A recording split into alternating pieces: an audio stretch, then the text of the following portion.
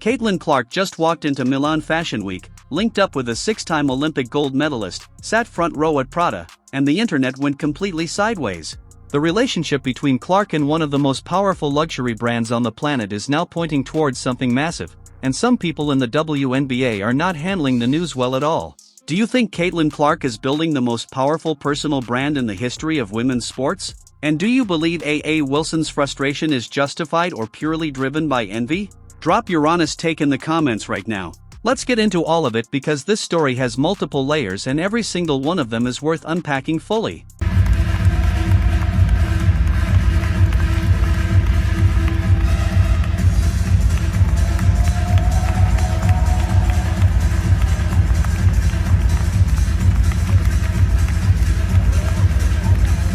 Caitlin Clark attended Milan Fashion Week and sat front row at the Prada Fall 2026 show.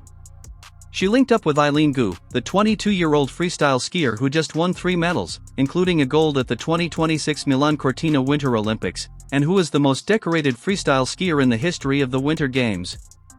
2 young women at the absolute top of their respective sports, sitting together at one of the most prestigious fashion events on the planet, and the pictures went everywhere within minutes of being posted. Gu shared a photo on her Instagram story with the caption, "Hi at Caitlin Clark 22. Clark reposted it with 3 white heart emojis. No words, just hearts. And somehow that simple, understated exchange generated more conversation than most athletes manage with carefully crafted statements and publicity campaigns. The product connection for Clark is not new and it is not accidental. This relationship has been building since the 2024 WNBA draft when Prada dressed Clark for the orange carpet. At the time, Clark said clearly that it was the first time Prada had ever dressed a male or female player for either the WNBA or NBA draft. She called it pretty cool. That comment undersold it significantly. It was historic.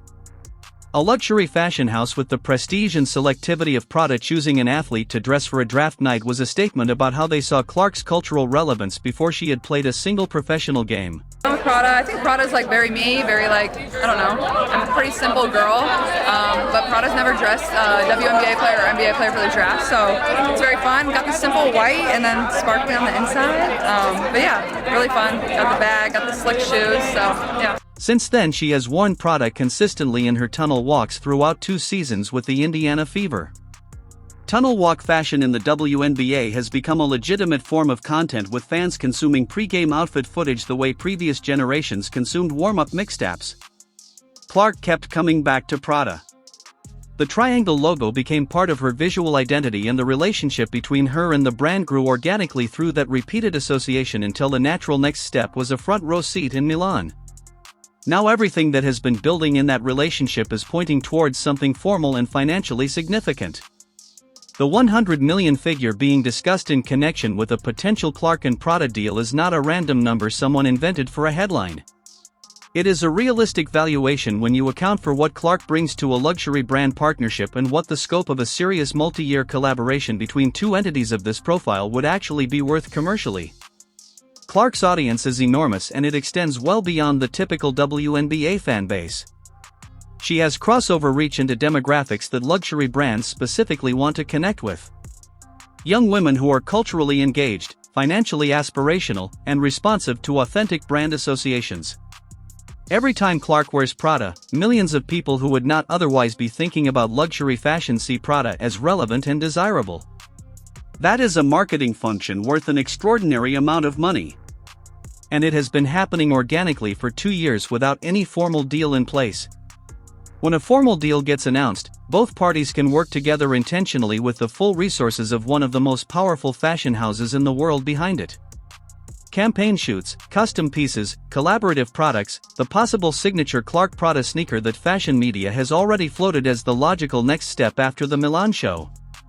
That sneaker conversation alone represents a potential revenue figure in the hundreds of millions when you factor in the collector market, the fashion crossover audience, and the WNBA fanbase that would make it an instant sellout at any price point. Now, let's talk about AJ Wilson because her name is in the title of this conversation, and she absolutely deserves her own honest examination here.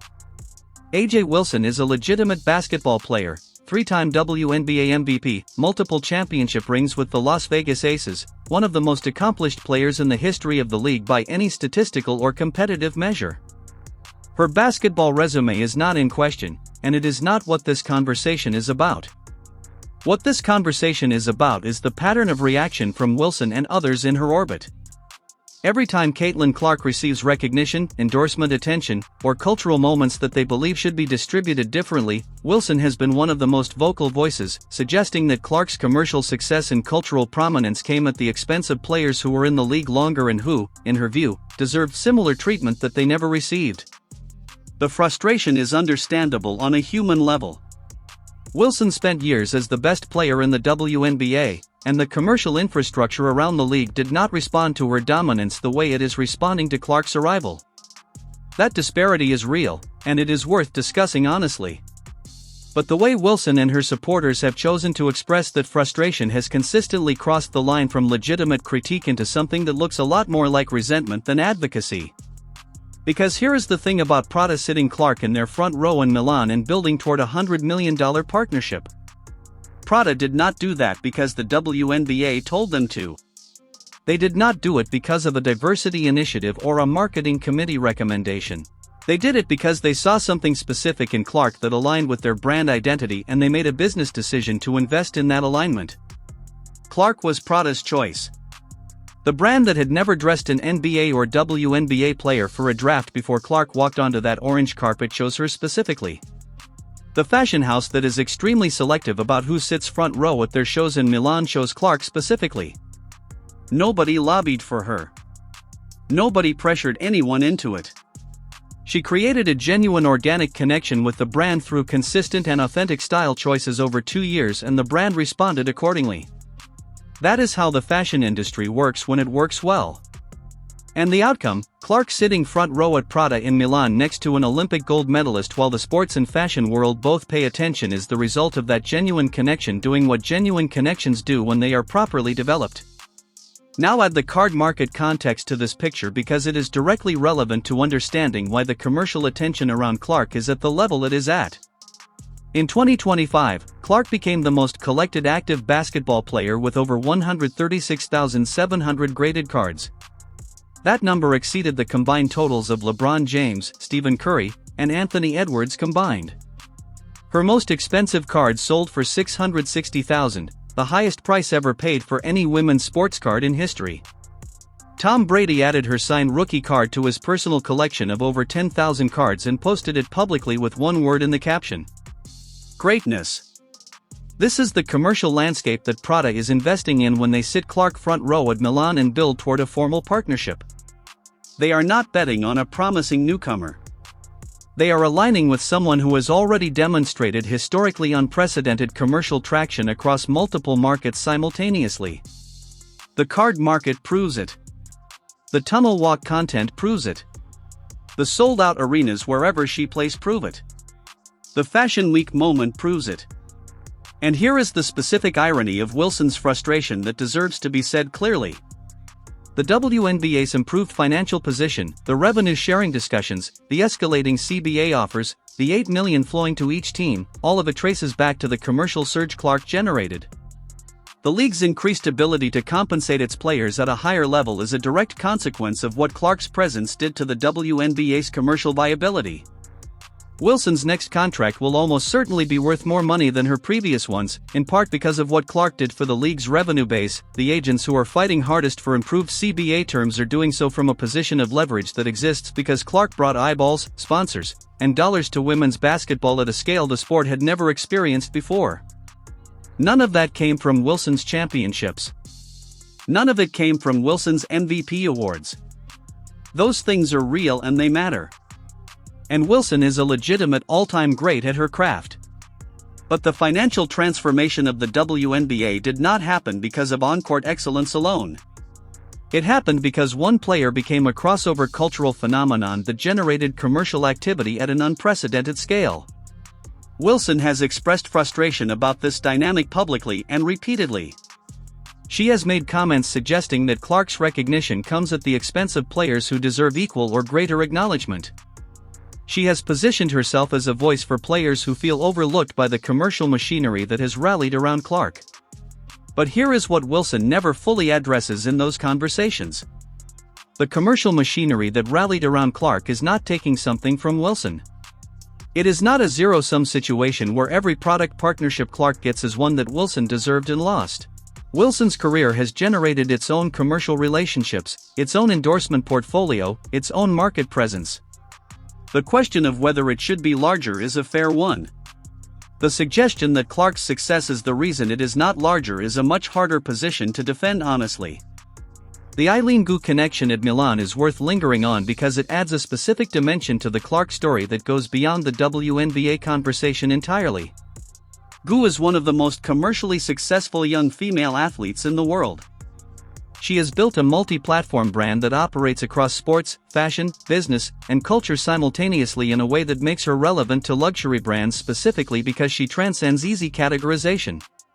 At 22, she is the most decorated freestyle skier in Winter Games history. And she was sitting next to Clark in the PRADA front row, exchanging Instagram hearts. That is a very specific kind of cultural moment. Two young women at the top of two completely different athletic disciplines meeting on the common ground of a luxury fashion event and connecting in a way that generates genuine conversation about what women's sports can look like at the intersection of performance and culture. Clark posting 3 white heart emojis instead of a press release statement about the meeting is itself a choice. Quiet, warm. Letting the image speak instead of performing for the audience.